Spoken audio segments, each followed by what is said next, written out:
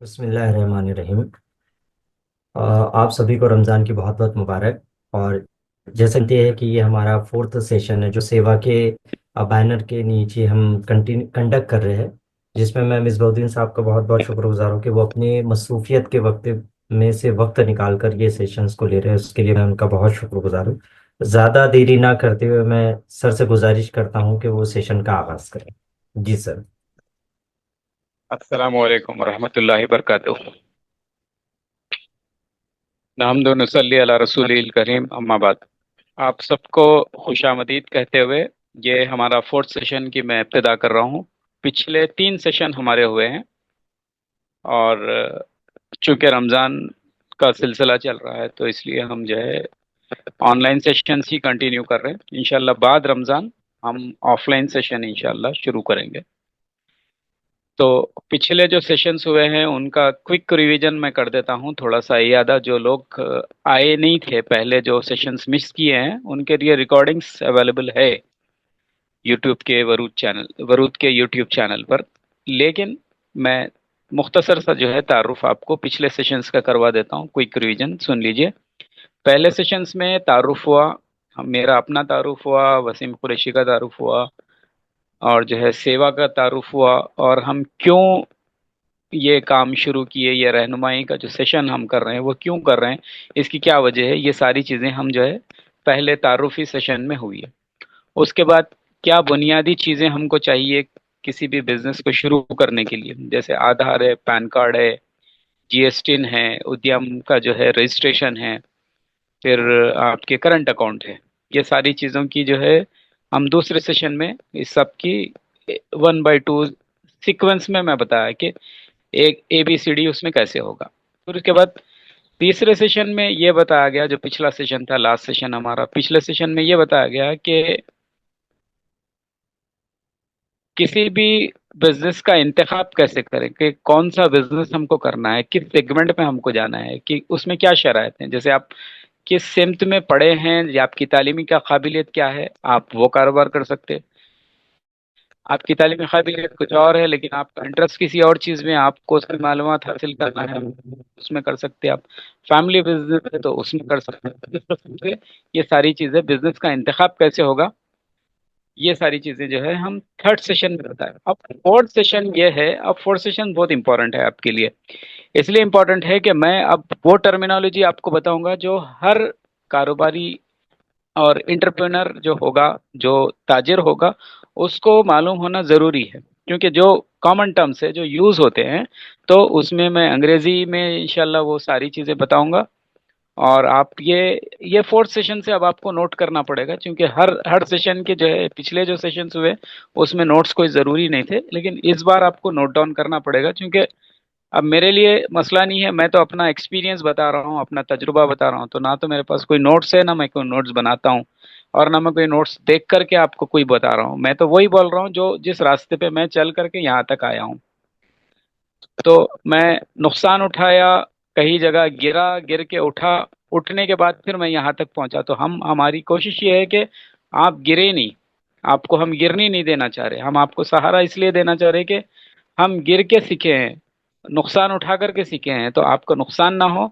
आप जो है तकलीफ, बगैर तकलीफ के आप जो है ये जो कारोबार का सफ़र है, एंटरप्रेन्योरशिप डेवलपमेंट का जो सफ़र है, वो आपका जो है बेहतरीन तरीके से तय पाए। उसी लिए हम जो है ये कोशिश कर रहे हैं। और आप देख रहे होंगे, आप सेवा के चैनल से जुड़े हैं, अगर सेवा की कारकर्दगी आप देख रहे हैं तो देखिए आप बाहर आ रही है। सेवा के जो हर दिन किसी ना किसी की तारीफ आती है सेवा के चैनल पे। सेवा का जो व्हाट्सएप चैनल है, उसमें हर हर दिन कोई ना कोई लड़की या कोई लड़का ये कहता है कि सर मैं जो है आप सबका शुक्रगुजार हूँ, मैं फलां कोर्स के लिए मेरे पास फीस नहीं थी, आपने मेरी हिम्मत अफजाई की, मेरी मदद की, और आज मैं कामयाब हूँ। आज भी एक लड़की का बेहतरीन जो है लेटर आया है। वो ये लिखती है कि मैं माइक्रोबायोलॉजी से जो है PG कर रही हूँ, उसके बाद मैं PhD करूंगी इंशाल्लाह, और रिसर्च में अपनी कौम का, अपने मुल्क का नाम रोशन करूंगी। और कई ऐसे लोग जो नहीं पढ़ सकते, किसी वजह से फीस नहीं भर सकते, या फिर जो है यतीम है, या फिर कोई और मसाइल है जिसकी वजह से तालीम जारी नहीं रख सकते, उनकी आप लोग मदद कर रहे हैं, लिहाजा मैं भी उसी नक्शे कदम पे आपके साथ। ये एक सेवा की जो है कंटिन्यूअस प्रोसेस है, लेकिन हमारी जो कोशिश है, सेवावरूद की जो कोशिश है, हम जो है सेवावरूद के तवज्जुह से आपसे जो बात कर रहे हैं, वसीम कुरैशी का जो अपना वक्त दे रहे हैं, वो उन सबको आपको उसकी कदर करनी चाहिए, इसलिए कि काफी मसरूफ हैं वो भी, उनकी अपनी भी मसरूफियत है, उसके बावजूद भी वो वक्त निकाल रहे हैं। देखिए अभी 6:30 हो रहे हैं, सब लोग जो है तकरीबन सोने के मूड में हैं, और जो सो चुके हैं वो सो रहे हैं, लेकिन हम जो जागे हैं उनको जो है दौड़ाना चाह रहे हैं। तो हम भी सोने का, हमारे लिए भी वक्त है, हमको भी अख्तियार है सोने का, लेकिन हम आप लोगों के लिए वक्त दे रहे हैं। और पिछले सेशन में आप देखे होंगे कि मैं जिस हाल में भी था, जहां से भी था, आपसे कनेक्ट होता गया। पिछले सेशंस में फौरी मैं मस्जिद से वापस आया, बाहर निकला, और फौरी मेरा सेशन शुरू हो गया। मैं सफर में था, एक मरतबा गाड़ी रोक करके आपका सेशन कंटिन्यू।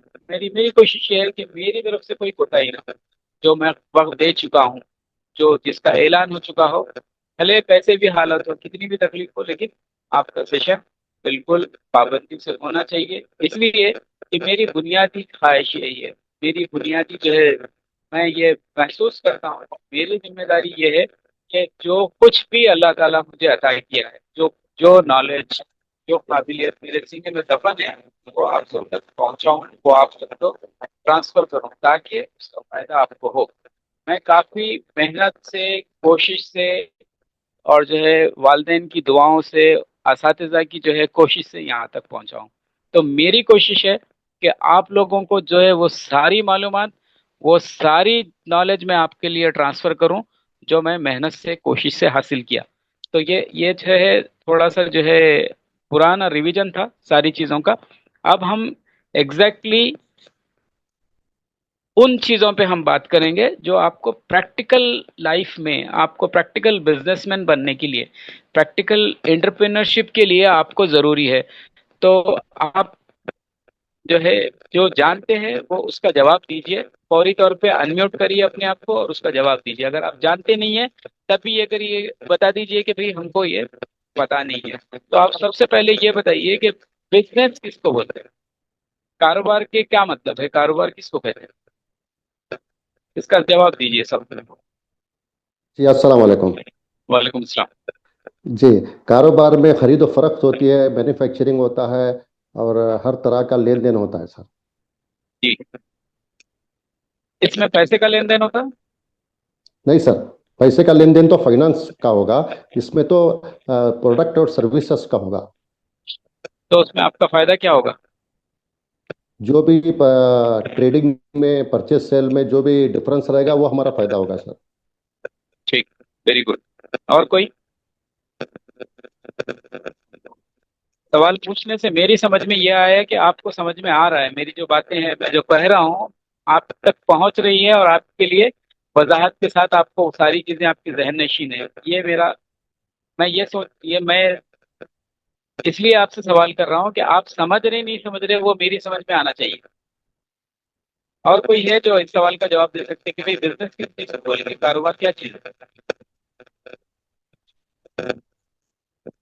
चार चार पार्टिसिपेंट्स हमारे पास है, लेकिन जवाब एक ही आया, तो और 3 हजरात जो है वो जरा जवाब दीजिए। बिजनेस में यही एक चीज हम समझ सकते हैं सर, क्या खरीदो फरोख्त का, जैसे अब्दुल हफीज साहब ने बताया, और उसके बदले बाय प्रोडक्ट जो है वो मनी है, हो सकती है।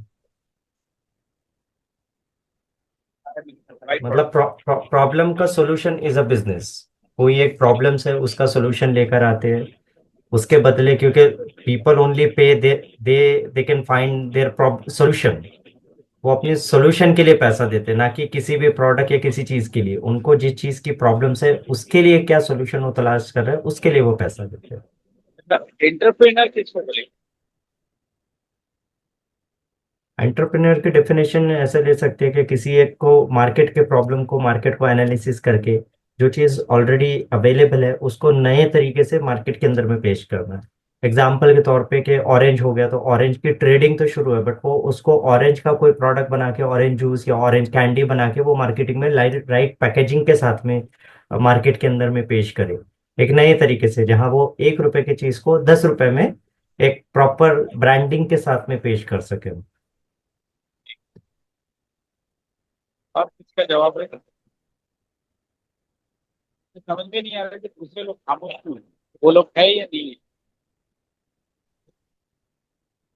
ऐसा तो नहीं है बंदे ज्वाइन हो गए और सो गए जाकर? अब जवाब पूछ दे रहे कोई भी। देखिए, एंटरप्रेन्योर जो होता है वो आपकी सोसाइटी में आपके साथ ही रहता है। आपके साथ रह करके आपके मसाइल का हल, आपके साथ में रहते हुए आपके मसाइल का हल आपके अतराफ मौजूद वसाइल के साथ, समझ रहे हैं आप? वो आपके साथ ही रहेगा। आपके साथ जो मसाइल है वो मसाइल को गौर करेगा।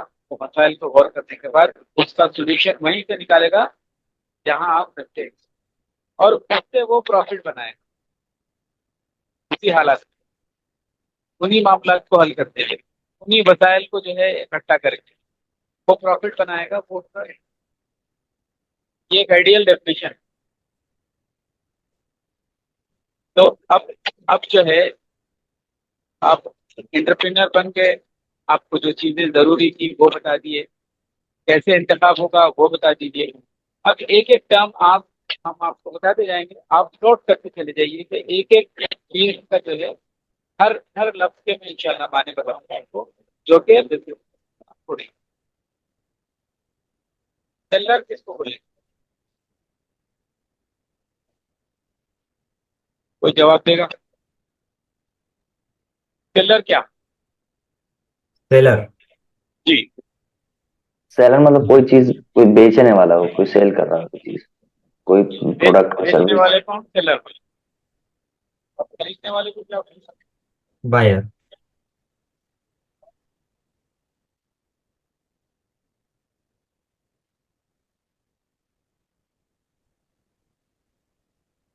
आपकी आवाज नहीं आ रही सर। बायर का दूसरा नाम क्या है? और एक नाम है बायर, कंज्यूमर। और एक नाम। कस्टमर। जैसा जैसा सेलर है वैसा परचेसर है। हम्म। परचेसर किसको बोलेंगे? खरीद, किसी आइटम को खरीदने वाले, कस्टमर को ही मतलब परचेसर। और उसी को बायर बोलेंगे। बायर भी उसी को बोलेंगे। बायर किसको बोलेंगे? आप समझ में आ रहा तो बोलिए, नहीं तो आप नाम जवाब दीजिए, कोई मसला नहीं। बायर मीन्स हो जाएगा सर कि जो मतलब एक बार आया है और आपसे फर्स्ट टाइम किसी ने कुछ खरीदा है, और जी। परचेसर हो जाएगा जो आपसे रेगुलर इंटरवल में आपसे खरीद रहा है। और कंज्यूमर? सॉरी, कंज्यूमर भी वही होगा कि आपसे वो मतलब रेगुलर जो इंटरवल में प्रोडक्ट कुछ खरीद। जो प्रोडक्ट को कंज्यूम कर रहे हैं। जी, उसको कंज्यूमर बोलेंगे। और जी। बायर किसको बोलेंगे? जो आपसे बायर खरीद रहा है।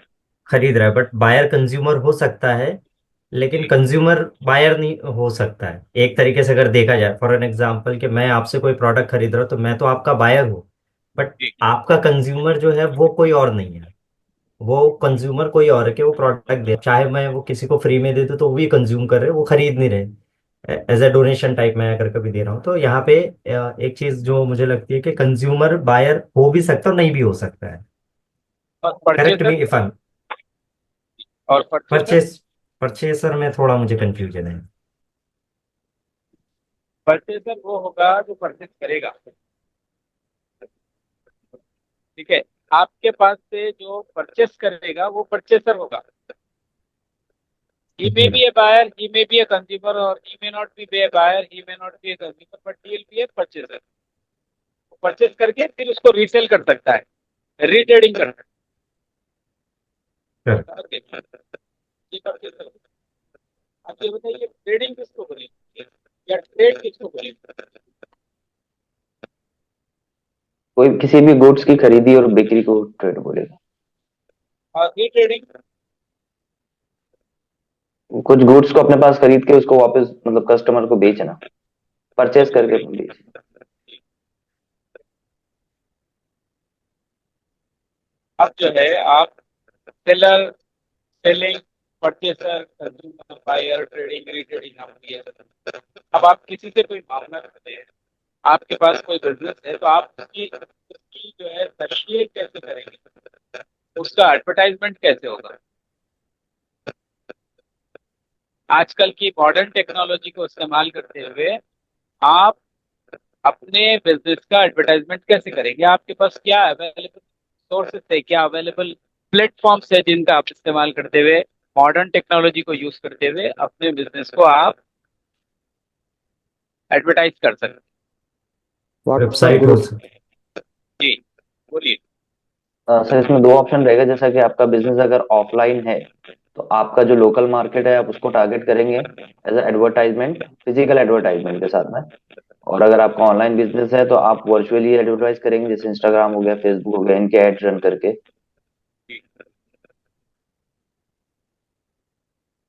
फिजिकल क्या है। प्रिंट मीडिया हो गया, पॉम्पलेट्स का या तकसीम करना हो गया, बिल बोर्ड हो गया।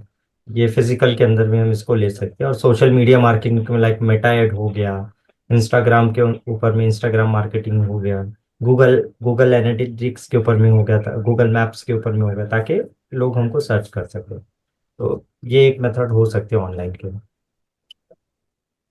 आप देखिए, आपकी गाड़ी की किनारे पे और बहुत बड़ा पोस्टर वहां लगा रहेगा, उसमें LIC लिखा रहेगा, उसमें लिखा रहेगा एक बैंक जो है उसकी फोटो बनी रहेगी, उसमें लिखा रहेगा जिंदगी के साथ भी जिंदगी के बाद भी। ये जो मोड है एडवर्टाइजमेंट का, इसको क्या बोलेंगे।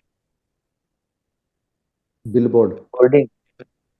जी ये होल्ड। क्यों किया जाता। ये माइंड मैपिंग के लिए किया जाता है, मतलब एक एक ही चीज को बार बार माइंड के दिखाने से वो माइंड में वो छप जाती है। जी तो ये कहाँ होता है, आमतौर से ऊंची बिल्डिंगों पे होता है, इशारे पे कॉर्नर की बिल्डिंग पे होता है, देखे होंगे ना आप? यस। हाईवे पे। हाँ तो जिस घर पे ये लगाया जाता है, जिस बिल्डिंग पे ये लगाया जाता है, जिस टावर पे ये लगाया जाता है, उसको पैसे मिलते हैं उसके। रेंट मिलता है उससे। जी तो ये भी एक तरह का बिजनेस हुआ, हम आपके बिजनेस को प्रमोट करने के लिए जगह दे रहे हैं, तो वो भी एक बिजनेस हुआ, उससे हमको पैसे आएंगे। आएंगे जी पैसे, नहीं आएंगे। बिल्कुल जी बिल्कुल। और जो है आपके पास एक 3-4 फ्लोर की बिल्डिंग है और कोई केबल वाले आकर के बोलते हैं सर हम आपके पास मोबाइल टावर लगाएंगे, आपको मंथली रेंट देंगे, तो ये भी एक बिजनेस हुआ। जी बिल्कुल। जी अब जैसे इंटरनेट सर्विस प्रोवाइडर्स है, वो आकर के एक जो है हब आपके घर पे लगाते हैं, वहां से 50-60 कनेक्शन देते हैं और उस हब को आपको इलेक्ट्रिसिटी देना है, उसका आपको रेंट मिलेगा, तो ये भी एक बिजनेस हुआ। जी। जी तो अब ये बताइए कि आप मीडियम चूज कर लिए, आपको एडवर्टाइजमेंट कैसे करना है, फिजिकल है तो कैसे, ऑफलाइन है तो कैसे, ऑनलाइन है तो कैसे, यहाँ तक सब क्लियर है। उसके बाद आप क्या करेंगे, जैसे आप जो है आपका कैटलॉग क्रिएट कर दिए, व्हाट्सएप पे आपका कैटलॉग रन हो रहा है, वेबसाइट पे आपकी सारी चीजें अवेलेबल है, प्राइसिंग अवेलेबल है, कॉन्टैक्ट डिटेल्स आपकी अवेलेबल है, तो आपसे मेरी बात हो रही है कि भाई मैं फलां चीज आपके पास से खरीदना चाहता हूँ, तो आप क्या करेंगे। मैं आपको हाँ, बोला कि मतलब हाँ भाई ये चीज आपके पास मौजूद है, आप मैं आपसे खरीदना चाहता हूँ, आप मुझे इसकी जो है कोटेशन दीजिए कि आप अपनी प्राइस कोट करिए, तो आप क्या करेंगे। वो जिस भी आइटम को परचेस करना चाहते हैं उसकी डिटेल एंड उनका प्राइस एंड पेमेंट मेथड जो भी रहेगा वो उनको प्रोवाइड करेंगे।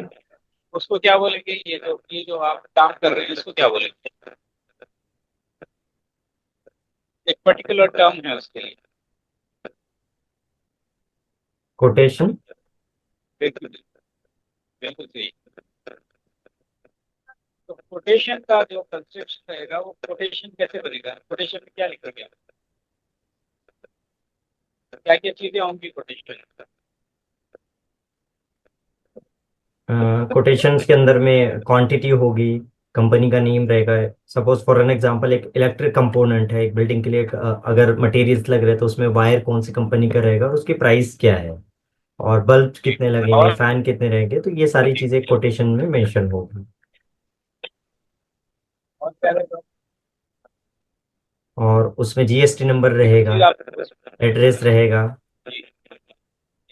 GST कितने परसेंट लगता है वो रहेगा। हाँ जी। और सपोज जैसे उसके बाद पैकिंग चार्जेस है, हैंडलिंग चार्जेस है, ये भी आप इंक्लूड करेंगे? जी। जी और इसमें ट्रांसपोर्टेशन चार्जेस। ये सब, हाँ, ये सब इंक्लूड करके आप कोटेशन देंगे। कोटेशन क्या बुनियाद पे देंगे? सर, आपकी वॉइस थोड़ी क्लियर नहीं है। अभी आ रही है वॉइस? हाँ, जब आप पास में ले रहे तब आ रही है क्लियर, थोड़ा फिर दूर जा रहा है तो फिर सिर्फ लिपसिंग हो रही है। जी जी। तो प्राइस का डिटर्मिनेशन कैसे होगा? आप क्या हिसाब से कोट करेंगे? क्वांटिटी के हिसाब से, अगर जो आगे जो परचेस कर रहा है उसकी नहीं, उनकी आप, क्वांटिटी हाँ, कितनी है। नहीं वो तो ठीक है, वो तो पहले आप ये बोलिए कि आपका जो कोटेशन का जो प्राइस है वो उसका डिसीजन कैसे होता है, कैसे आप डिसाइड करेंगे कि भाई ये चीज मैं इतने में बेचूंगा? तो उसकी जो इक्वेशन बनेगी वो क्या रहेगी? उसमें ये रहेगा जैसे परचेस प्राइस जो हमें जी। आ रहा है उसमें हमको जो अपना परसेंटेज मार्जिन ऐड करना है, वो मार्जिन को हम ऐड करके आगे जो है कोटेशन देंगे। तो ये जो purchasing price plus expenses plus charges and charges, ये सब मिलाकर के जो आएगा हम उसको क्या बोलेंगे? Cost cost. Landing cost. Landing cost का मतलब ये है कि किस कीमत में आपको पड़ रहा है।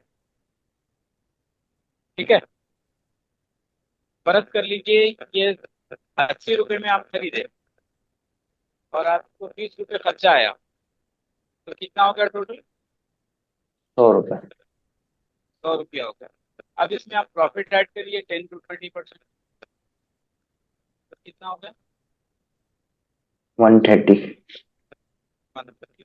ये 130 क्या है आपका? Selling price. Selling price. इसमें प्रॉफिट मार्जिन क्या है? 30 रुपीज। तो ये 30 रुपीज जो है इसको क्या बोलेंगे? Margin, profit. जी। ठीक है, ये प्राइस आपको जो है परचेस प्राइस, लैंडिंग कॉस्ट और सेलिंग प्राइस। अब ये जो 130 आप कोट कर रहे हैं, 130 जो है that will be your selling price. ठीक है, इसमें आपका प्रॉफिट आ गया, लैंडिंग कॉस्ट आ गया, हैंडिंग आ गया, ट्रांसपोर्टेशन चार्जेस आ गया, सब कुछ इंक्लूड है इसमें। ठीक है ना? जी। जी। अब देखिए आप, कोटेशन की जो लाइन रहेगी, कोटेशन क्या लाइन में आप लिखेंगे? जैसे कोई चीज आपको कोट करना है तो अब आप उसमें लिखेंगे क्या, वर्डिंग क्या लिखेंगे आप ये बताइए, हिंदी या इंग्लिश में बोलिए, आप क्या क्या क्या लिखेंगे? कोटेशन का कंस्ट्रक्शन कैसे होगा, एक लाइन में बताइए आप।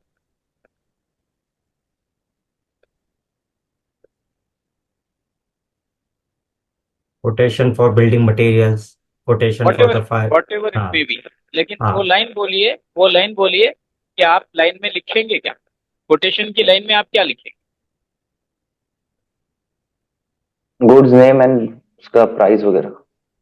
हाँ, तो वही आप मेरे को कंस्ट्रक्शन करके बताइए, वो लाइन बोलिए, पूरी पूरी लाइन मतलब बताइए। उसमें ऐड ऑन करके बताना है कुछ आइटम। नहीं, आप मेरे को डिक्टेट करवाइए क्या लाइन लिखेंगे आप कोटेशन में, अगर आपको नहीं आती है तो मैं डिक्टेट करा। मैं आपको प्रैक्टिकल ले जाना चाह रहा हूँ, मेरी कोशिश को समझ रहे हैं आप? जी जी। जी। मैं ये चाह रहा हूँ कि आप बिल्कुल समझ करके अब लिख करके बताइए, मुझे डिक्टेट कराइए कि आपकी कोटेशन पढ़ेगा। इसमें ऐसे क्या सीरियल नंबर, प्रोडक्ट, उसके बाद में क्वांटिटी। वो तो मैं प्रोफार्मा इनवॉइस पे आऊंगा, अभी आपको मैं सिर्फ ये पूछा कि काइंडली मेल योर कोटेशन। मैं आपको इतना ही बोला व्हाट्सएप पे कि hmm. Okay, I know that you are selling this and okay, just quote me on mail और कोट मी ऑन व्हाट्सएप और send me an as SMS. पर, तो इसमें ऐसा लिख सकते हैं कि as per we had discuss about the product details we have given below, please look at that regard हमारी कंपनी का नेम। ठीक है, कोटेशन वाली लाइन बताइए। यही वाली आएंगी सर इसमें, एज वी जी। Have discuss about the product details and. नहीं, ये तो ठीक है, कोटेशन की लाइन एक अलग रही। अभी देखिए जैसे मैं माइन मिनरल्स का काम करता हूँ तो मैं बेंटोनाइट में डील करता हूँ। हम्म। ठीक है, बेंटोनाइट में डील करता हूँ, ये टन्स में सेल होता है, हम्म। Metric ton. इसकी जो वेमेंट है ये टन्स में होता है। ठीक हम्म। है, तो लिखूंगा कि रेफरेंस टू आवर रेफरेंस, ये डी आएगा लास्ट में, ठीक है। हम्म उसका मतलब ये है कि जो चीज हम बात कर चुके, reference to our conversation, the hmm quotation for bentonite will be as follows, hmm ठीक है। उसमें मैं ये लिखूंगा कि bentonite in 50 kg packs, in 50 kg packs can be supplied, hmm note करते जाइए आप, can be hmm at the rate 3,500 rupees per ton या ton, hmm plus GST plus transport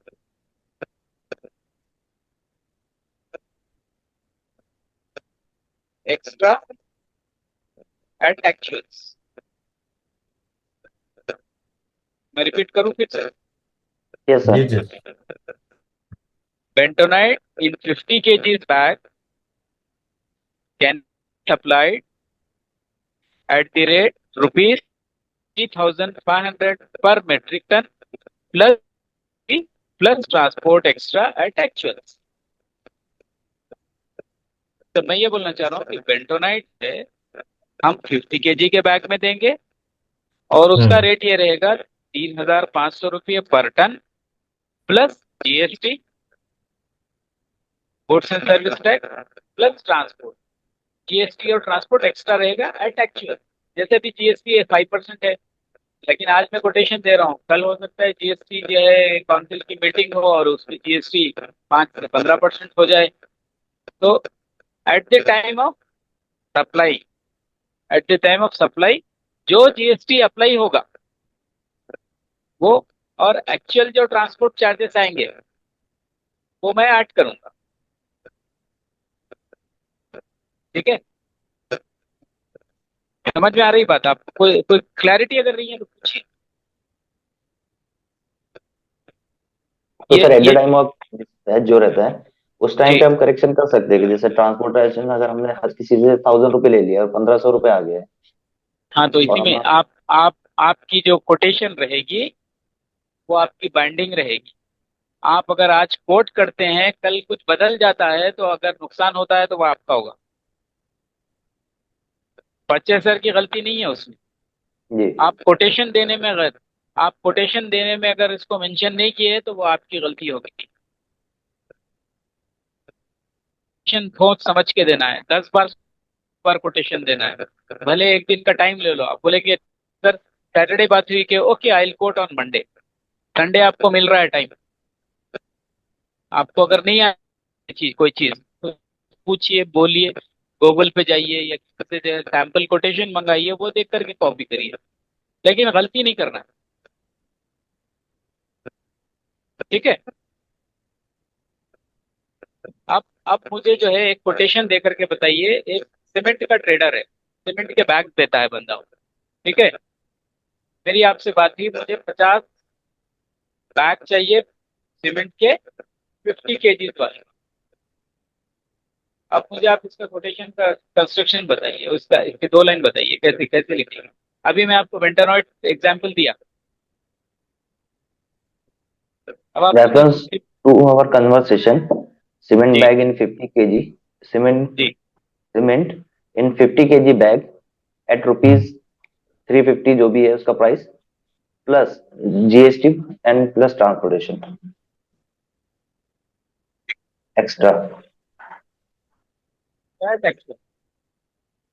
eight actual का मतलब ये होता है कि at the time of supply, जैसे आज कोटेशन दी है, 2 महीने के बाद सप्लाई हो रही है, 2 महीने के बाद हम्म। आपको ट्रांसपोर्टेशन चार्जेस शूट अप हो रहे हैं, जीएसटी बढ़ हम्म रहा है, तो आपके जिम्मेदारी नहीं है। हमारी प्राइस ये है, उसके बाद एक्चुअल जीएसटी जो अप्लाई होगा वो लेंगे प्लस ट्रांसपोर्ट लेंगे, ठीक है। क्लियर। तो आपको जो लैंडिंग कॉस्ट आपकी थी जब आप खरीदे थे उस वक्त क्या किए थे, 80 रुपया प्लस जीएसटी देकर के आप लिए थे।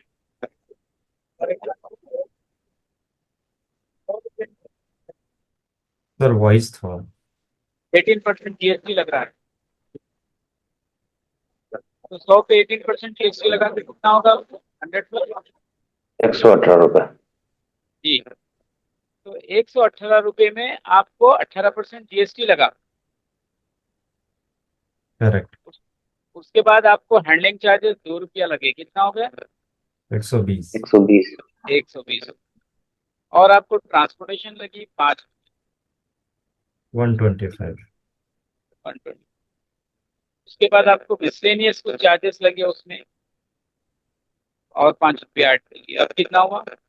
130। 130। 130। तो अब जब आप बेचेंगे इसको, तो ये जो जीएसटी आप भरे हैं खरीदने में, आप ये जीएसटी रिफंड लेंगे, ठीक है? तो अब जो जीएसटी अप्लाई होगा वो 130 पे होगा। यहाँ आप 100 पे दिए थे खरीदी में, समझ रहे हैं भाई साहब? क्लियर है जी। बिल्कुल? 100 जी। 100 पे 18% आप जीएसटी दिए थे, लेकिन आपको खरीदने के बाद ट्रांसपोर्ट हैंडलिंग सब कुछ लगा करके आपको पड़ी वो 130 में। अब जब सेल कर रहे हैं आप उसको 130 में, आप जो है 10% अगर प्रॉफिट लगाते हैं तो कितने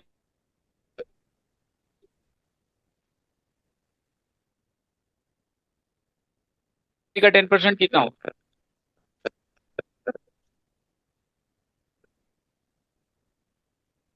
नहीं समझ में आई बात? थोड़ा एक सा सौ वॉइस बयालीस बीच में। 142-43 रुपए होगा। 42 43 का मतलब क्या? 143। 143 हो गया ना? ये जी। 143 क्यों हुआ? आप जो है अपनी लैंडिंग कॉस्ट पे दस 10% परसेंट मार्जिन। प्रॉफिट ऐड किए, 13 रुपया ऐड किए। 10% का मतलब 130 का 10% 13 रुपया। 130 प्लस 13 कितना हो गया?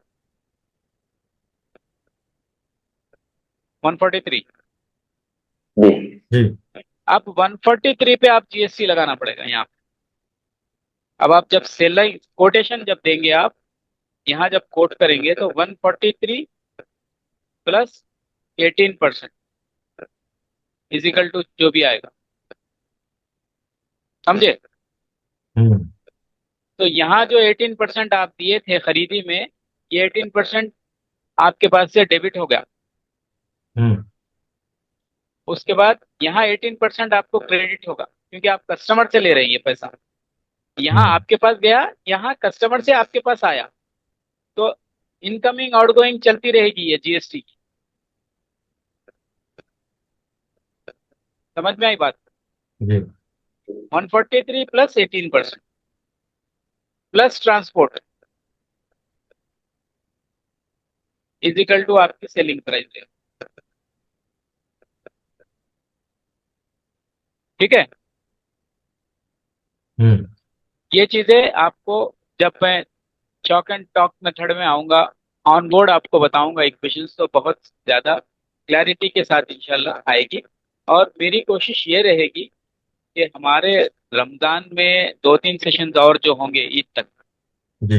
ये सेशंस और पहले 3 सेशन, ये सारे सेशंस इंशाल्लाह जो जैसे ही मेरा नेक्स्ट जो है ऑफलाइन सेशन रहेगा, वहां मैं ये सारे सेशन का खुलासा करूंगा इंशाल्लाह। तो ये अच्छा। सारे सेशन जो बंदे मिस किए हैं या उनसे छूट रहे हैं किसी वजह से, तो अगर मेरा एक ऑफलाइन सेशन पहला जो भी रहेगा ईद के बाद, अगर वो आप अटेंड करते हैं, तो ये सारी चीजें जो एबीसीडी से मैं लेकर आ रहा हूँ, वो सारी चीजें आपको क्लियर होती जाएगी, अच्छा। ठीक है? ये हो गया कोटेशन देने का तरीका। अब कोटेशन दे दिया, कोटेशन दे देने के बाद कोटेशन में और एक चीज होती है कि भाई पेमेंट का मेथड कैसे रहेगा, वो पे कैसे करेगा। आपको करंट अकाउंट याद है? करंट अकाउंट चाहिए। हम जब डिस्कस करे थे कि भाई आधार आधार पैन कार्ड वगैरह का जब डिस्कशन हुआ, तो हम बताए थे कि आपको आपका करंट अकाउंट होगा। जैसे आपका सेविंग होता है, वैसा बिजनेस के लिए करंट अकाउंट होगा। वो करंट अकाउंट इस्तेमाल होता है जीएसटी फाइलिंग में, इनकम टैक्स फाइलिंग, ठीक है? उससे आपका आधार पैन सब कुछ जुड़ा हुआ। तो करंट अकाउंट में आप पैसे मंगाएंगे, कोटेशन चला गया आपका, तो हम्म। वो बंदा आपको पे कैसे करेगा? करंट अकाउंट में पे करेगा। ठीक है। करंट अकाउंट में पे करेगा तो आप उसको पेमेंट टर्म्स भी लिखना पड़ेगा। पेमेंट टर्म्स क्या लिखेंगे? पेमेंट टर्म्स को लिखेंगे 100% एडवांस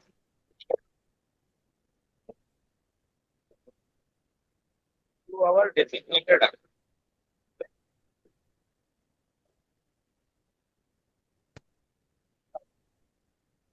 ये भी सपोर्ट रहेगा और बैंक का नाम रहेगा, बैंक का एड्रेस। समझ में आ रही बात? जी, मतलब पेमेंट टर्म्स पेमेंट्स के इसमें टर्म्स एंड कंडीशंस के अंदर हमको ये चीजें लिखना है कि पेमेंट्स 100% एडवांस में रहेगा, जो टर्म्स एंड कंडीशंस हम डिसाइड करना चाह रहे हैं, जैसे अकॉर्डिंग टू जो द भी डिस्कशन विद द पार्टी। मिसाल के तौर पे आपको पेमेंट टर्म्स पहले बनते थे, पहली डील हो रही है तो क्रेडिट किसी को देने की जरूरत है। भले आप प्रॉफिट कम कर दीजिए लेकिन क्रेडिट मत दीजिए। क्रेडिट में धंधा करना मार्केट में चलन है क्रेडिट का, लेकिन कब आपके पास ट्रस्ट आ जाए, वो बंदा ये जो है काबिल भरोसा है, आप उसको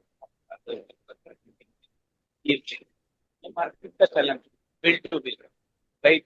पहले बिल का पेमेंट किया, फिर दूसरा बिल किया, फिर दूसरे बिल का पेमेंट किया, तीसरा समझ लिया, ये साइकिल चलती रहती है। मैंने एक बिल का पैसा हमेशा उसके पास रहता है, ये क्रेडिट का सिस्टम। लेकिन आप ये पॉलिसी अपनाइए कि भले प्रॉफिट कम हो लेकिन आप 100% एडवांस कर रहे हैं।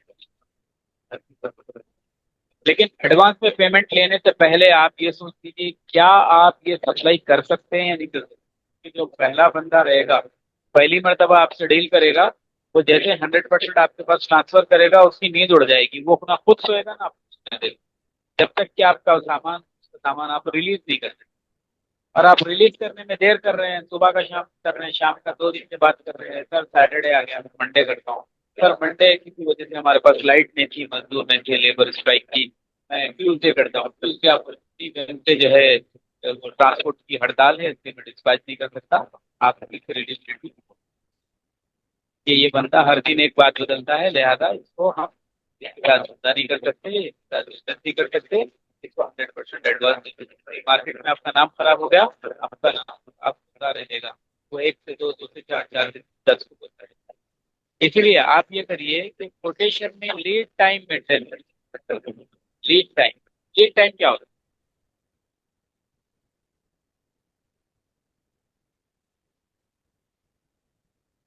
लीड टाइम ये होता है कि जितने दिन में आप डिलीवरी दे सकते हैं।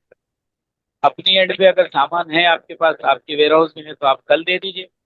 आपको खरीद करके मार्केट से ला करके उसको खोल करके फिर उसको रीपैक करके देना है, तो आप 4 से 5 दिन का टाइम लीजिए। लीड टाइम ये होता है भाई 4 वर्किंग डेज। वर्डिंग्स पे गौर करिए, वर्किंग डेज में सैटरडे संडे काउंट नहीं, 4 working days. Lead time will be 7 days, 5 working days. Lead time will be 2 week. समझ रहे हैं? बात समझ में आ रही है बल्कि?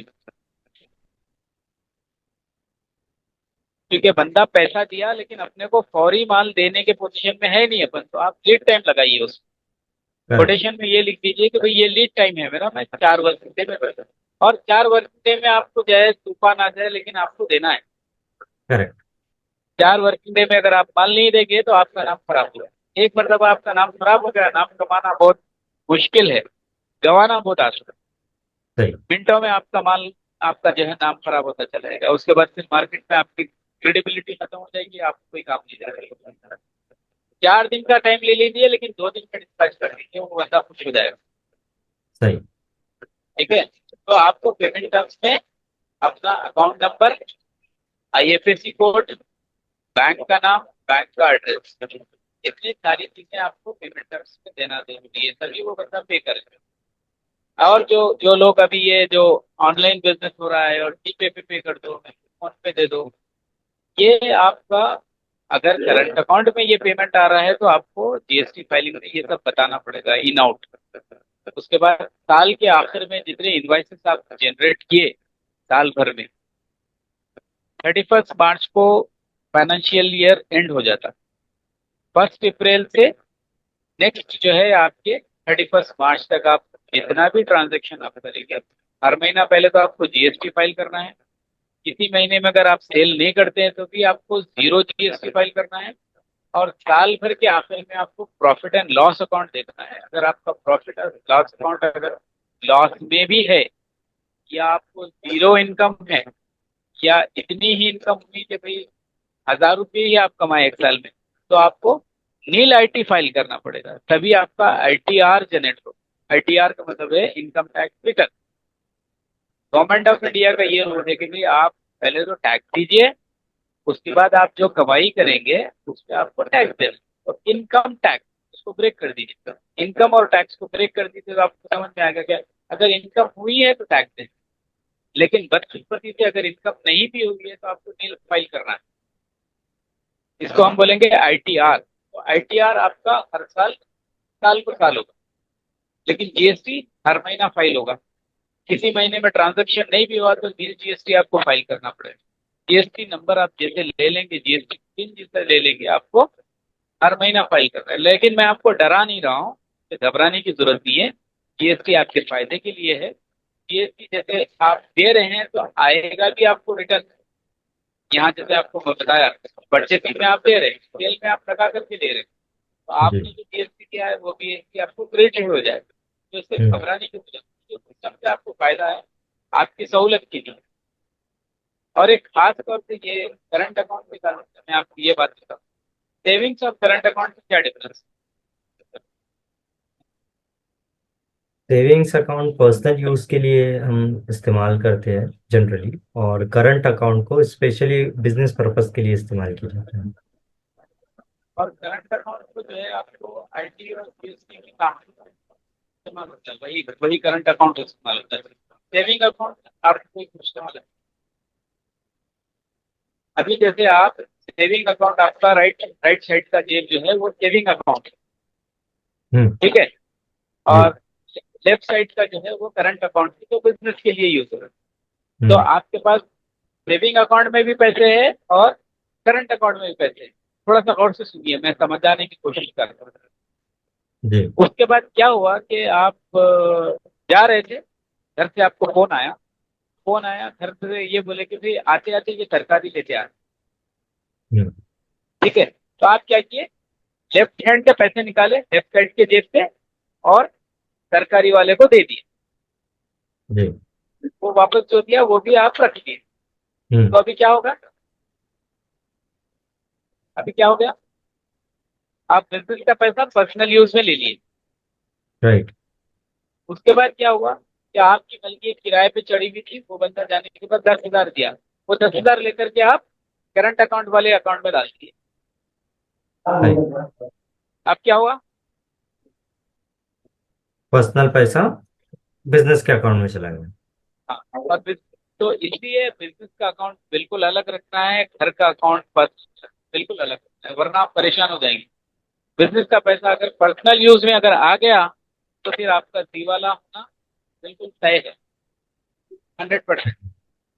मिसाल के तौर पे आप 100 रुपए से बिजनेस करना शुरू करते हैं, लेकिन पास डिसिप्लिन नहीं है, आप सेविंग अकाउंट और आपका पर्सनल खर्चा और जैसे करंट अकाउंट वाले मेंटेन नहीं कर रहे हैं, पर्सनल अखराजात भी आप करंट अकाउंट में लेकर के खर्च कर रहे हैं, और आपके पास पैसा है नहीं है, प्रिंसिपल अमाउंट भी आप निकाल करके खर्चा कर रहे हैं, प्रॉफिट जो आ रही है वो भी आप ले रहे हैं, तो आप बंद होने की तरफ जा रहे हैं। ये तय कर लीजिए आपको कि आज से करना होगा। हम्म। ठीक है, ये एहतियात बिल्कुल कर सकते, ये मैं प्रैक्टिकल बता रहा हूँ। एक बंदे जी। क्या करते हैं, सेविंग अकाउंट और पर्सनल अकाउंट करंट अकाउंट को मिक्स करते हैं। इसके पैसे उसके पैसे, इसकी कभी जरूरत पड़ी तो पर्सनल यूज के लिए करंट अकाउंट में निकालिए। आपका जो है क्रेडिट कार्ड का बिल भरना था, पैसे नहीं था, करंट अकाउंट निकाल के डेबिट क्रेडिट कार्ड भर लिए। और एक चीज याद रखिए, क्रेडिट कार्ड आपके लिए कातिल है। क्रेडिट कार्ड अगर आप रखते हैं तो आप ये समझिए कि जिंदगी भर आप उस बैंक के गुलाम रहेंगे जिसने आपको कार्ड दिया। राइट। इसमें मैं आपसे अगले, जब आमतौर से बिजनेस में ये समझता है कि मैं क्रेडिट कार्ड यूज करता हूँ मेरे पास वीजा का क्रेडिट कार्ड है, मास्टर का क्रेडिट कार्ड है, अमेरिकन एक्सप्रेस का क्रेडिट कार्ड है, लेकिन वो तीनों कंपनी आपको दफन करने की तैयारी कर रही है। इस तरीके से वो जो है लालच दे के आपको फ्री में देते हैं, सर हमारे पास फीस नहीं है, हम फ्री में आपको दे रहे हैं, और 50,000 तक की आपको लिमिट है, आप इस्तेमाल कर सकते हैं। तो आपको दफन करने की तैयारी है। Credit card is nothing but your death, समझ लीजिए। डेबिट कार्ड का इस्तेमाल करिए और अपने बलबूते पे काम करिए, अपने पैसे से कारोबार कीजिए। धड़ल्ले से आप कारोबार कर सकते हैं, आप किसी से डरने की जरूरत नहीं है, किसी से परेशान होने की जरूरत नहीं है। अगर आपको प्रॉफिट नहीं मिलता है किसी बिजनेस में, कॉस्ट टू कॉस्ट दे दीजिए, आपको किसी को देना नहीं है। 100 रुपए में लाए थे, प्रॉफिट नहीं मिल रहा है, ठीक है 100 में ही दे दीजिए, कोई बात नहीं, नुकसान तो नहीं हुआ। लेकिन क्रेडिट कार्ड से खरीद करके लाए थे, क्रेडिट कार्ड को जो है उसका परसेंटेज देना है, उसमें अगर लॉस होता है तो आप कहाँ से? कोई जवाब है आपके पास? सही। तो ये सारी चीजों की एहतियात बहुत करनी है। आमतौर से लोग ये समझते हैं कि भाई मेरे पास क्रेडिट कार्ड है, निकालने के लिए जेब में से visa, master card, American express बहुत अच्छे लगते हैं, दिखने में बहुत अच्छा लगता है, उसका ऐड भी वैसे दिया जाता है। ये जैसे सचिन तेंदुलकर जो है स्वाइप करके क्रेडिट कार्ड यूज कर रहा है, अमेरिकन एक्सप्रेस को जो है अमिताभ बच्चन यूज कर रहा है, या फिर जो है अक्षय कुमार जो है अमेरिकन एक्सप्रेस यूज कर रहा है। ये दिखने में बहुत अच्छा लगता है, लेकिन हम्म। प्रैक्टिकल में क्रेडिट कार्ड आगे किसी भी बिजनेस को क्रेडिट कार्ड से दूर रहना चाहिए। आप डेबिट कार्ड से अपना काम करो, आपको क्रेडिट कार्ड। तो हम आपको प्राइस डिटर्मिनेशन बता दिए, कोटेशन बता दिए। अब जो है वो बंदा आपको पैसे दे दिया, किसी चीज पे आपकी सहमति हुई, तो एक हर चीज हमको चाहिए, और आपकी प्राइस भी हमको जो है पसंद आ गई, आपकी प्राइस डिटेल सारी आ गई, कोटेशन आपका हमारे पास आ गया, आपकी अकाउंट डिटेल हमारे पास आ गई, और जो है हम पैसा भी आपको भिजवा दीजिए। आप प्रोफार्मा इनवाइस जनरेट करिए, ठीक है। नेक्स्ट स्टेप आएगा प्रोफार्मा इनवाइस। तो प्रोफार्मा इनवाइस में क्या रहेगा, प्रोफार्मा इनवाइस का फॉर्मेट क्या रहेगा? तो इन शॉर्ट बोलते हैं pi, proforma invoice,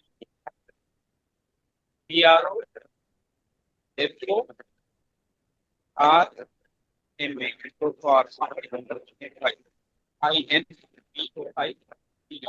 proforma proforma invoice में जो रहेगा सीरियल नंबर, एड्रेस रहेगा, सर वॉइस थोड़ा। पैकिंग डिटेल्स रहेगी, आपके पास क्वांटिटी रहेगी, प्राइस रहेगा, टोटल जब आ जाएगा सीरियल नंबर, डेटा की डिटेल्स, पैकिंग क्वांटिटी, क्वांटिटी और प्राइस को आप मल्टीप्लाई करेंगे तो आपको टोटल प्राइस आ जाएगा, सब टोटल, ठीक है। सब टोटल में आपके पैकेज का भाई, पैकेजिंग का पैसा लगाइए, हैंडलिंग का चार्जेस लगाइए,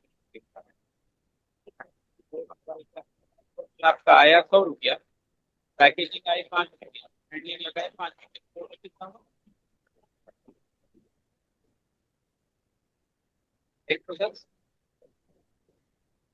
आ रही है बात?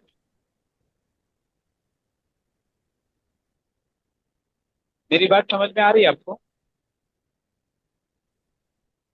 हेलो जी जी जी सर। जी। सब टोटल आ गया आपका। प्रोफार्मा इनवॉइस में आपको बताना पड़ेगा कि सीरियल आपकी सारी डिटेल रहेगी,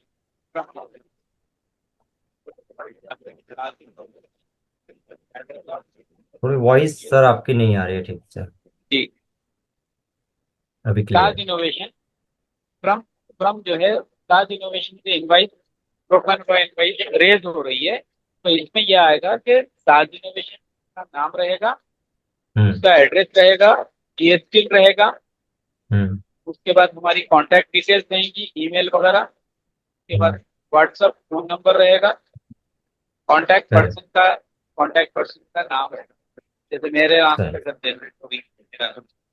उसके बाद टू टू में ये रहेगा कि भाई जिस कंपनी को मैं सेल कर रहा हूँ XYZ, उसका नाम रहेगा, उसका जीएसटी रहेगा, उसका एड्रेस रहेगा, उसका फोन नंबर, ईमेल आईडी वगैरह रहेगा और कॉन्टैक्ट पर्सन के बाद और कोटेशन किस दिन दिए थे उसका भी हो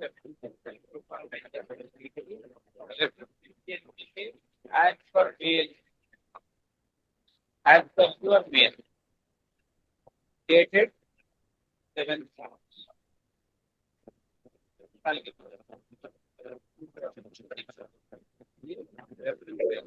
उसके बाद आप 110 पे आप जीएसटी ऐड करेंगे, जीएसटी ऐड करेंगे सर माइक थोड़ा। हाँ 110 पे अगर जो है 15 रुपये आपको जीएसटी लगता है तो टोटल कितना हो गया 125। जी। जी।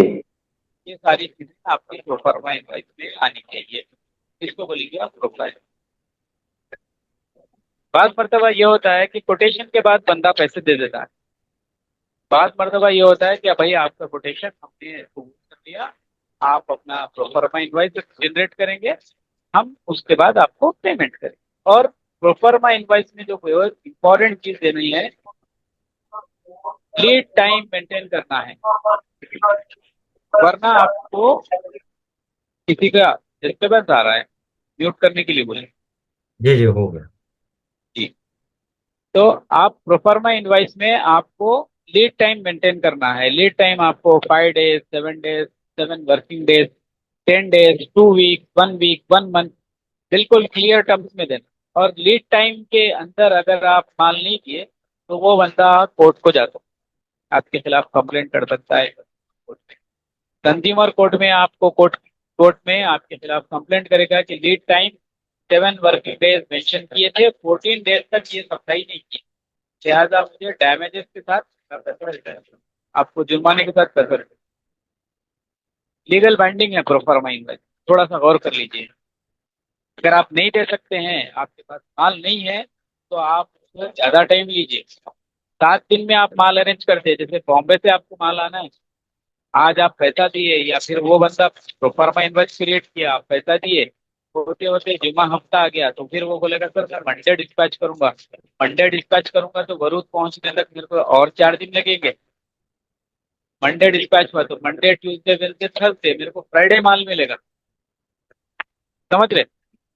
तो फ्राइडे में मिलेगा तो फिर सैटरडे में अपनी रीपैकिंग पैकिंग वगैरह कर लूंगा, उसके बाद उसको नेक्स्ट मंडे में उसको दूंगा, तो 2 वीक का टाइम हो गया आपके पास। जी। तो आपको 14 डेज का टाइम लेना, हम्म 15 डेज का टाइम लेना। अगर आपके पास वेयर हाउस में माल है तब भी आप लीड टाइम में to be safe, to hmm be on safe side आप 7 दिन का टाइम लीजिए। 7 दिन का हम्म टाइम लीजिए, 2 दिन में डिस्पैच कर दीजिए, लेकिन 7 दिन का टाइम लेकर के 8वें दिन डिस्पैच कर दीजिए आप। तो ये हुआ प्रोफार्मा इनवॉइस। प्रोफार्मा इनवॉइस के बाद वो बंदा पैसा दिला देगा, आपके अकाउंट में पैसा आ जाएगा, आप ठीक है। तो डिस्पैच करते वक्त आप जो इनवॉइस पेश करेंगे वो होगी tax invoice. Tax invoice exactly वैसे ही रहेगी, सिर्फ टर्मिनोलॉजी बदलेगी। तो प्रोफार्मा इनवॉइस को आप एडिट करके उसको टैक्स इनवॉइस कर दीजिए। टैक्स इनवॉइस में ये रहेगा, प्रोफार्मा इनवॉइस में प्रोफार्मा इनवॉइस का नंबर देना पड़ेगा। जैसा आप बोलेंगे कि proforma invoice PI 0 invoice number आपका रहेगा, जैसे मैं वसीम कुरैशी को दे रहा हूँ, मेरे अपने रेफरेंस के लिए मैं लिखता हूँ Wasim Qureshi WQ Bharuch WQW number 0। ये क्या हुआ, मेरा इनवॉइस नंबर, ठीक है। तो मैं इसमें मेरा रेफरेंस मेरे लिए रेफरेंस दे रहा है कि वसीम कुरैशी को मैं भरूच में सामान दे रहा हूँ, और उसके प्रोफार्मा इनवॉइस 0 थी, ये मेरी फ्लाइट। थोड़ा सा इनवाइस में आपको रेफरेंस पता होना चाहिए कि किसको क्या मान दिए थे। ये कोड हम्म वर्ड है, ये कोड हम्म वर्ड है, ये कोड को आपको मालूम। हम्म तो हम आपको कोटेशन बता दिए, प्रोफार्मा इनवाइस बता दिए, टैक्स इनवाइस बता दिए, परचेसिंग प्राइस आपको बता दिए, सेलिंग प्राइस बता दिए, सेलिंग प्राइस के बाद लैंडिंग कॉस्ट क्या होगी वो बताइए, फिर सेलिंग प्राइस और purchasing price, landing price minus या selling price minus landing cost, क्या आएगा वो?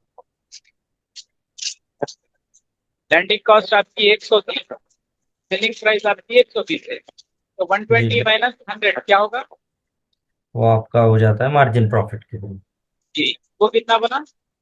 120 30%। Minus 100, 120 100, minus 100, 100। 30 रुपीज। 20 रुपये, one two 20 zero rupees. 120 minus 100, 20 120 rupees आपका, 120 आपका सेलिंग प्राइस है, 100 आपका लैंडिंग कॉस्ट है, 20 रुपये आपको प्रॉफिट मिला, ये बना आपका प्रॉफिट मार्जिन। 20 रुपीज का। 10 रुपये, तो ये हो गया। हम्म आप सेलिंग प्राइस में से आपकी लैंडिंग कॉस्ट निकाल लिए, तो आपको इसमें सब कुछ इंक्लूड करना है। हम्म आपकी हैंडलिंग लगा देना है, आपकी जो है ट्रांसपोर्टेशन लगाना है, परचेसिंग प्राइस लगाना है, ये सब मिला करके आपको आएगा लैंडिंग कॉस्ट। लैंडिंग कॉस्ट के ऊपर आप अपना प्रॉफिट लगाएंगे, तो जीएसटी लगाएंगे। जी देखिए गौर करिए, लैंडिंग कॉस्ट पे डायरेक्ट आप जो है जीएसटी नहीं लगाएंगे, लैंडिंग कॉस्ट पे आपको प्रॉफिट लगाना है। लैंडिंग कॉस्ट पे जैसे आप 20% प्रॉफिट लगाते हैं 100 पे, तो आपको 120 होगा। 120 के बाद इस पे जीएसटी लगेगा, लैंडिंग कॉस्ट पे जीएसटी लग करके प्रॉफिट नहीं आएगा। समझ रहे हैं? थोड़ा सा कंस्ट्रक्शन समझिए। हम जब आपको जो है ऑफलाइन कुछ इंशाल्लाह ये सारी चीजें बोर्ड पे बताएंगे और भी क्लैरिटी। और इनवाइस और प्रोफार्मा इनवाइस में अपना रेफरेंस जरूर रखना है। रेफरेंस में ये लिखना है कि भाई conversation by mail, conversation on WhatsApp. वैसे व्हाट्सएप पे जो कन्वर्सेशन होता है उसकी कानूनी कोई हैसियत नहीं होती, इसलिए आप जो भी कम्युनिकेशन करें वो ईमेल के जरिए करिए। ईमेल में आपके पास रिकॉर्ड रहेगा। कन्वर्सेशन जो व्हाट्सएप पे होगा उसकी कोई बाइंडिंग नहीं है, उसको आप कोर्ट में पेश नहीं कर सकते। मेल एक ऐसा प्रूफ है जो बंदे के पास भी रहेगा, मेल के सर्वर पे भी रहेगा, आप जीमेल से निकाल सकते हैं, और उस बंदे के पास भी रहेगा। वो ये नहीं बोल सकता कि भाई मुझे मेल मिली नहीं थी।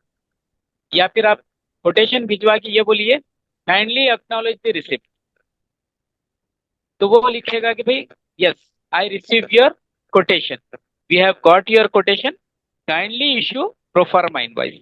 जब प्रोफार्मा इनवाइस आप रिलीज करेंगे वो उसको बोलेंगे kindly acknowledge the receipt of proforma invoice और arrange for transfer of payment. ये बिल्कुल सिंपल इंग्लिश है, ज्यादा कॉम्प्लिकेटेड नहीं बता रहा हूँ मैं आपको, हिंदी में भी बता रहा हूँ, लेकिन लिखना तो इंग्लिश में पड़ेगा आपको। कोई बंदा आपकी रीजनल लैंग्वेज में लिख रहा है क्या? नहीं।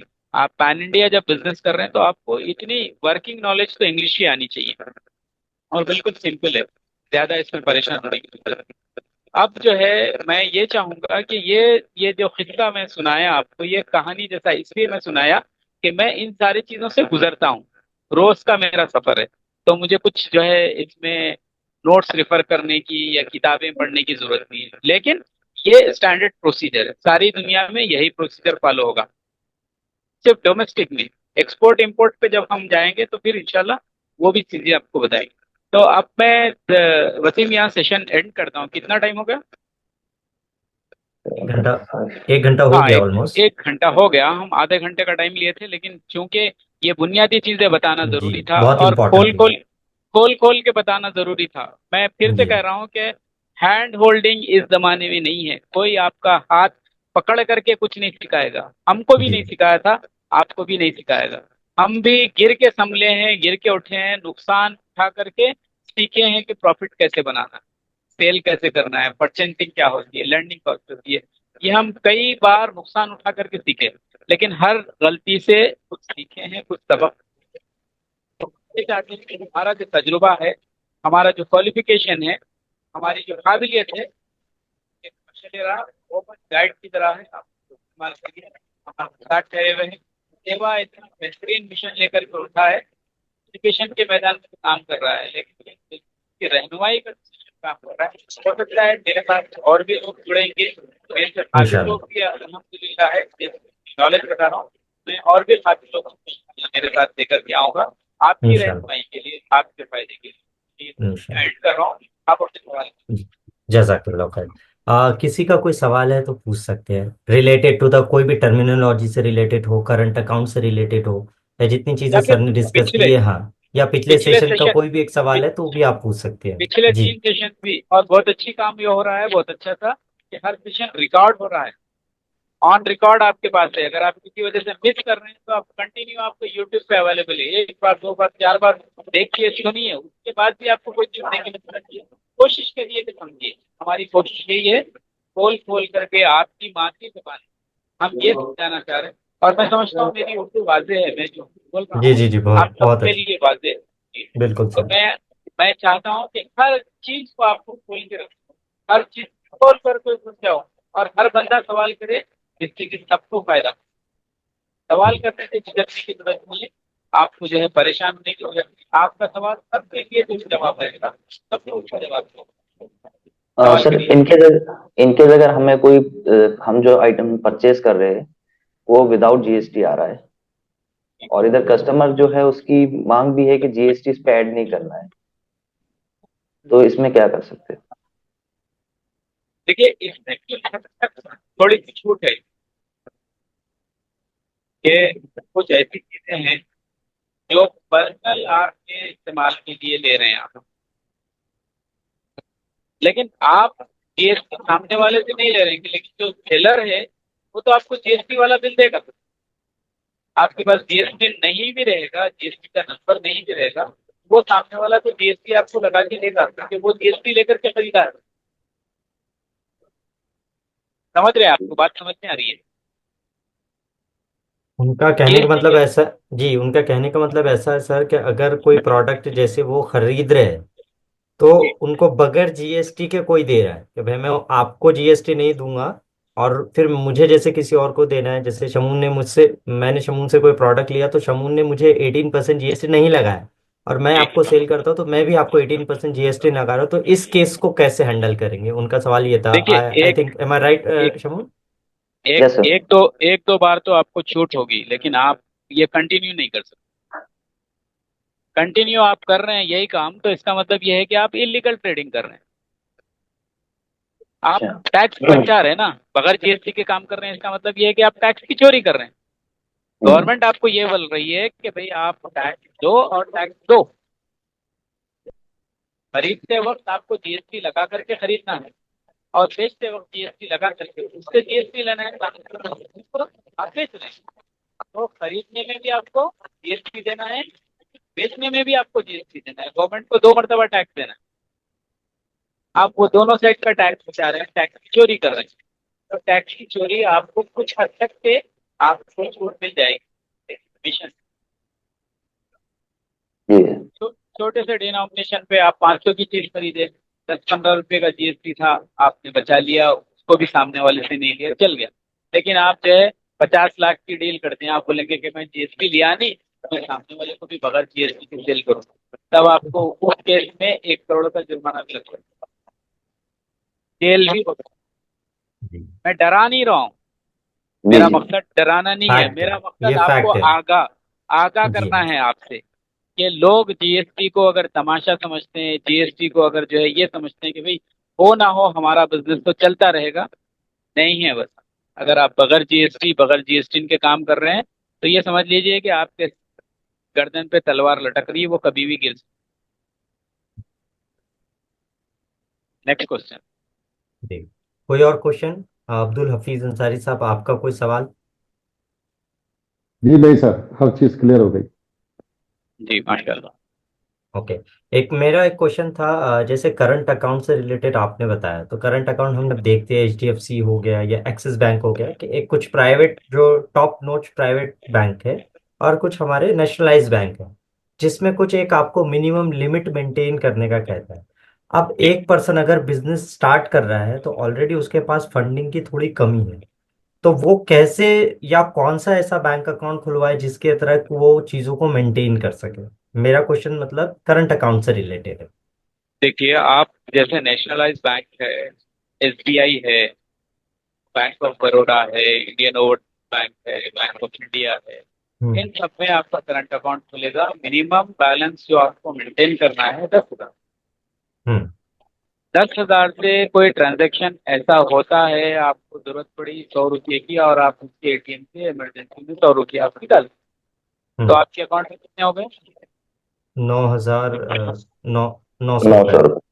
₹9,900 हो गए, तो जब तक के आप 10,000 उसको नहीं करेंगे, आपको आपको उसका जुर्माना लगेगा। जुर्माना का हम्म। मतलब 2-3 रुपये आपके कटेंगे। हाँ। फिर आप मिनिमम बैलेंस कितना मिलेगा।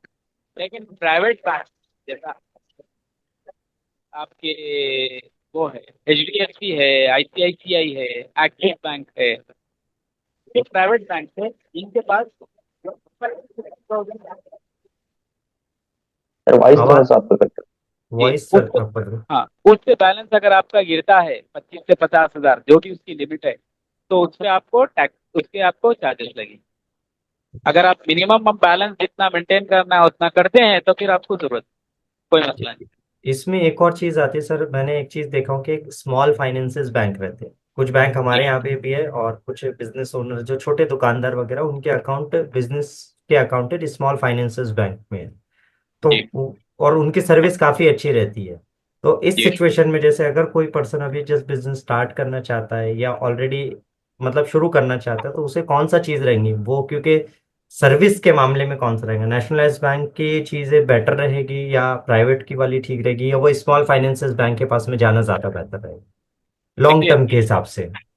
लॉन्ग टर्म के हिसाब से जो प्राइवेट बैंक है, जैसे HDFC है, ICICI है, एक्सिस है, इनमें सर्विस बहुत अच्छी है।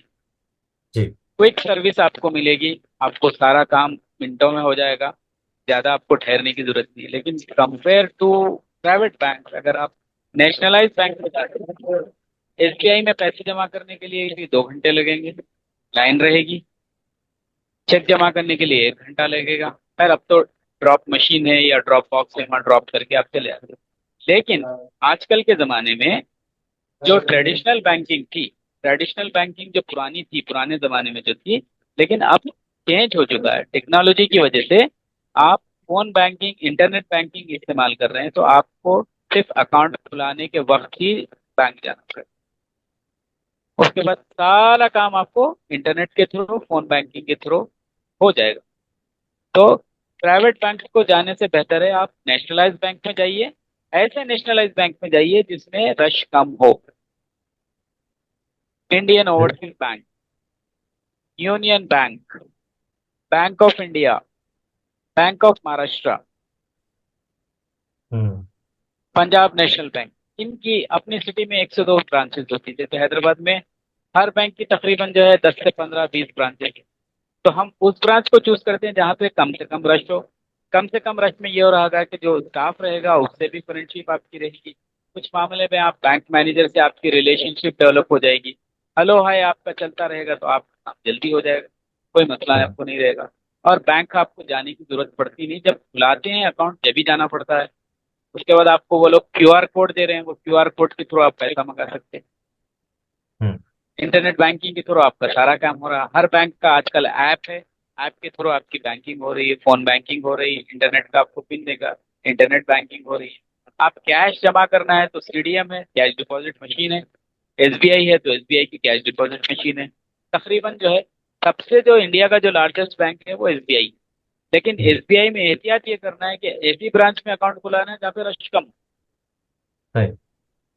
हजारों लोग जाके जिस ब्रांच को खुला रहे हैं, उस ब्रांच में अगर आप खुला लिए तो आपका काम घंटों, मिनटों में काम होने वाला घंटों में होगा। 1 घंटे का सही। काम आपको दिन भर लग जाएगा।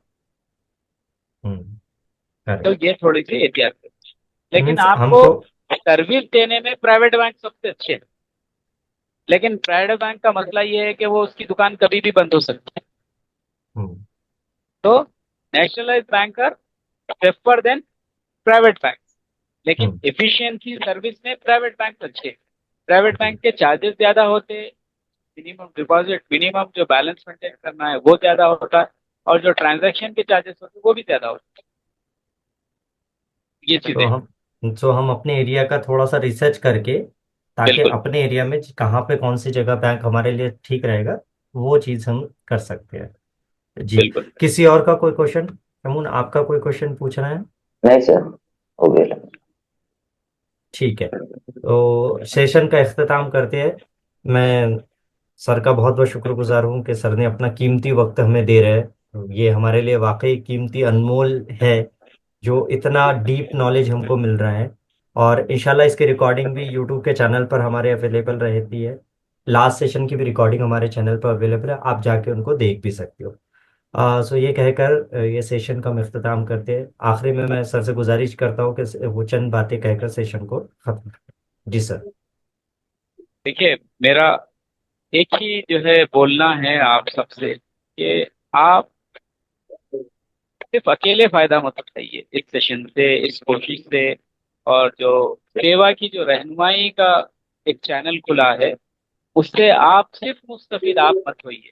अपने दोस्त अहबाब को लाइए, पड़ोसियों को लाइए, रिश्तेदारों को लाइए, जितना हो सकता है। एक बंडी ठेले वाला भी अगर है तो उसको इस सेशन से फायदा होगा। एक ऑटो चलाने वाला है तो उसको भी इस सेशन से फायदा होगा। एक छोटे से छोटा बिजनेस करने वाला है, जो बिजनेस करने का ख्वाब देख रहा है, उसको भी इससे फायदा होगा। जो बहुत बड़ा बिजनेसमैन है लेकिन आज तक अकाउंट के नाम को नहीं गया, जीएसटी के नाम को नहीं गया, सब कैश में डील करता है, तो उसको भी फायदा होगा। और जो बंदा इंपोर्ट एक्सपोर्ट के लिए ख्वाब देख रहा है, उसका भी फायदा होगा। तो हम चाहते हैं कि इसको इस प्लेटफॉर्म पे लेकर के आए। ये एक अनोखी कोशिश है। मैं समझता हूँ बहुत से एनजीओ इंडिया में काम कर रहे हैं, लेकिन इस किस्म का काम, इस किस्म की कोशिश बहुत कम जगह पे हो रही है। पेड सेशन भी आप अटेंड करके देख लीजिए कि बिल्कुल तह तक जा करके इन डेप्थ नॉलेज और बेसिक चीजों का बताना, बहुत दूर से जो है वो लोग बता के चले जाते हैं। इतनी फास्ट आपको बोलते हैं, या तो आप फॉलो नहीं करते, या बंदा वो 100 में से एक ही बंदा फॉलो कर रहा हो कि भाई करंट अकाउंट क्या है, ये क्या है, ये क्या है। हर चीज में बारीकी है। तो बारीकी बताना, तफसील से बताना, और आपकी बात सुनना, और आपके हर सवाल का इत्मीनान बख्श जवाब देना, आपके लिए ये खुशनसीबी है कि आपको इस मसरूफ तरीन दौर में भी जो है, जो लोग इसके लिए वक्त दे रहे हैं, सेवा अपना जो है हर चीज निछावर कर दी गई है। आप सेवा के चैनल में अगर आप जुड़े हुए हैं, सेवा के ग्रुप में अगर जुड़े हुए हैं, तो आप देखिए बाहर आ रही है जिस तरीके से वो लोग काम कर रहे हैं। और बेलोस खिदमत है, किसी से कोई मावेदा नहीं लेते, देते हैं, लेते कुछ भी नहीं है। तो इस किस्म का जो काम हो रहा है, इससे आप जुड़िए, इससे फायदा उठाइए, और हमारी कोशिशों को जो है आप सराहिए, क्योंकि हम बहुत मेहनत से ये सब चीज लेकर के आ रहे हैं। अभी देखिए, ठंडे का माहौल है, सुबह सोने का माहौल है, शहर के बाद, फजर के बाद सबको नींद आती है, लेकिन हम नींद उड़ा के बैठे हैं। मैं जब नेक्स्ट सेशन का ऐलान करता हूँ, तो आज से नेक्स्ट सेशन तक मेरे दिमाग में ये चलते रहता है कि नेक्स्ट सेशन में क्या बोलना है, कैसे बोलना है, क्यों बोलना है, तो क्या क्या चीजें समझाना है, ताकि जो न्यू जनरेशन है, हमारा जो यूथ है, हमारी जो खवातीन है, जो कई मामला में वो लोग पीछे रह जाते हैं, तो जीएसटी से डर लगता है, करंट अकाउंट से डर लगता है। करंट अकाउंट से डर रहेगा तो मैं कैसे करूं, और अगर मैं अपना वेबसाइट क्रिएट नहीं करूं, अगर मैं वेबसाइट क्रिएट करूं तो अननेसेसरी मुझे कॉल्स आएंगे, अननेसेसरी लोग मुझे हरास करेंगे। फेसबुक का अकाउंट है तो उसमें हरासमेंट होगा, इंस्टाग्राम में। ये सारे चीजों के जो आपके पास खदशा थे, आपको जो डर है, आपको जो परेशानी है, उसका जवाब देने के लिए हम आपसे रूबरू हैं। तो हमारी कोशिशों का हिस्सा बनिए। हम इस प्लेटफॉर्म पे सबको लेकर के आना चाहते हैं, सारी बिजनेस कम्युनिटी और खासतौर से हमारी उम्र को हम एक प्लेटफॉर्म पे लेके आना चाह रहे हैं। अभी तो ये सेशन जो है अभी सिर्फ वरूद तक महदूद है। इंशाल्लाह आहिस्ता आहिस्ता आहिस्ता हम कोशिश करेंगे वसीम कि ये पैन इंडिया जी पे पहुंचे।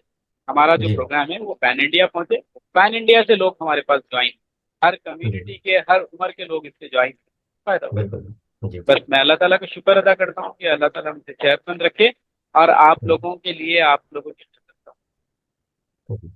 जज़ाकल्लाह खैर सर। आप हमारे यूट्यूब के चैनल को भी सब्सक्राइब करिए, और जो व्हाट्सएप का ग्रुप बना है तो आप उसको भी ज्वाइन करिए, लिंक सारे आपको दे दिए जाएगा। जी जज़ाकल्लाह खैर। अस्सलाम वालेकुम वरहमतुल्लाहि वबरकातुहू।